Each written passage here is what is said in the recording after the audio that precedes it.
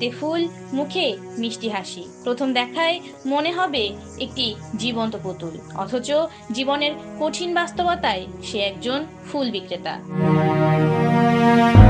অভাব, এই একটি শব্দ বদলে দিয়েছে তার জীবন। হয়তো জীবনটা হতে পারত গল্পের মতো সুন্দর, কিন্তু বাস্তবতা তাকে নামিয়ে এনেছে রাস্তায়। বলছিলাম সিলেটের জিন্দাবাজার পয়েন্টের কথা। ব্যস্ত শহর, চকচকে আলো, মানুষের ভিড়, আর সেই মানুষের ভিড়ে দাঁড়িয়ে আছে এক জীবন্ত ফুল, যাকে দেখে মনে হচ্ছে সে নিজে ফুল বিক্রি করছে না, বরং বিক্রি হয়ে যাচ্ছে কঠিন বাস্তবতার কাছে। কিন্তু এই ফুল বিক্রেতা কি জানে সে নিজেও একটি ফুল?